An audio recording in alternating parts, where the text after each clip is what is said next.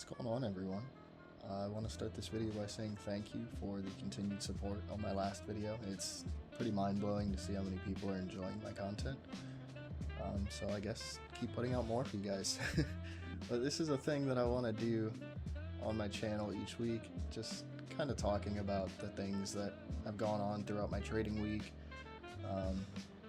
Show some of the trades that I did take, some of the trades that I lost, some of the things that I just did wrong overall that I could have done better. Kind of just a mental journal in a way for myself. So I hope you guys enjoy. I will try not to make this video too terribly long for you guys.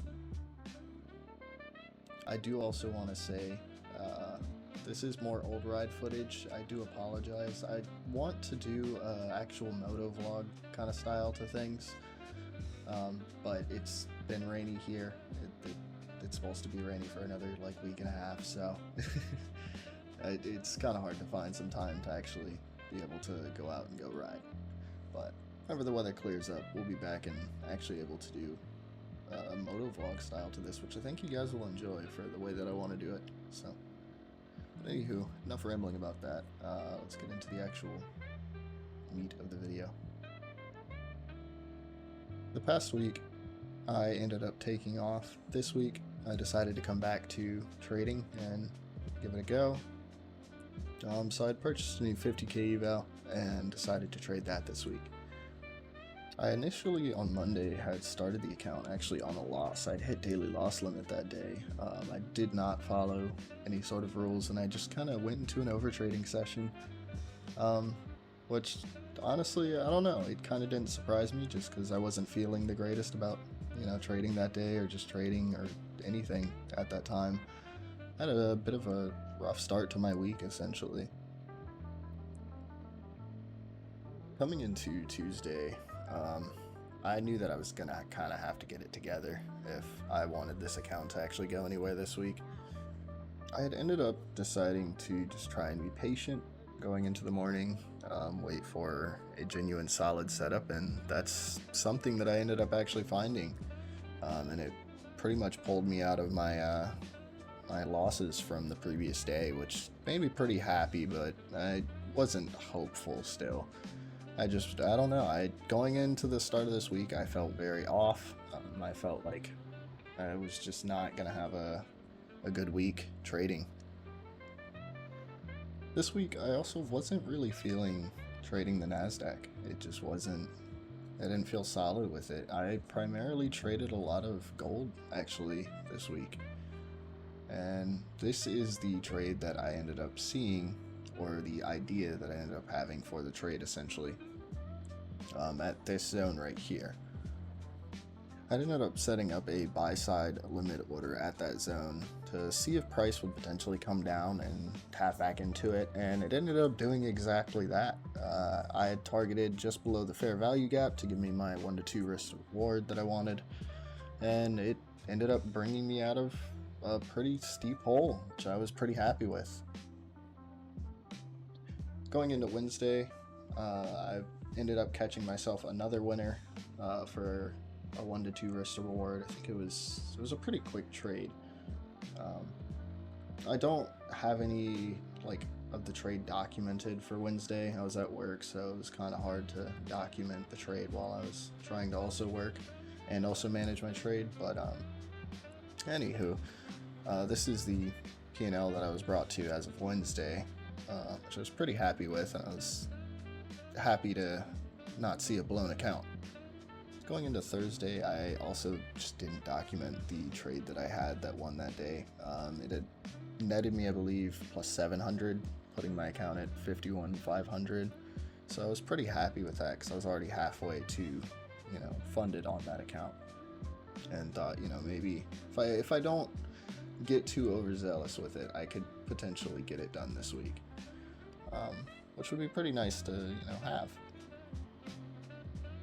Alright, so I'm going to be showing you guys the trade that I ended up taking today that ended up netting me funded to end my week, which is pretty nice I really can't complain, I did not expect to end the week with a new funded account, but I'll take it. Hopefully next week we can start working towards building towards a payout. Be pretty solid. But anyways, I had ended up actually using the 1 minute time frame to find my entry on this trade.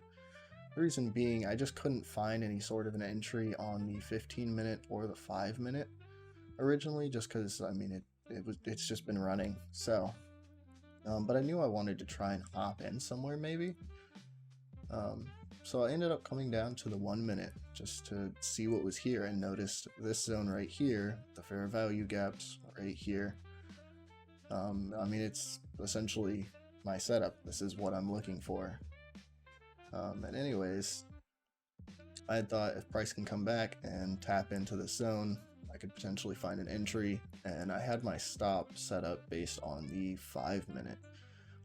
This fair value gap right here, I just set it right below that, because that's, to me, where my trade would be invalid if the market comes down past there.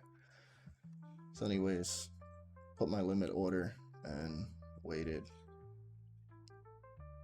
And the market did end up coming back down, tapping me in, and carried its way up and ran up highs, and then took me out right up here and gave me the last of what I needed. I was pretty happy with it. I don't really ever trade the 1 minute anymore. I used to whenever I first started, but I branched into the 5-minute and the 15-minute.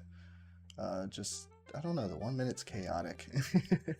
Like, this is really, I don't know. It's too chaotic to sit here and watch and trade and try to manage.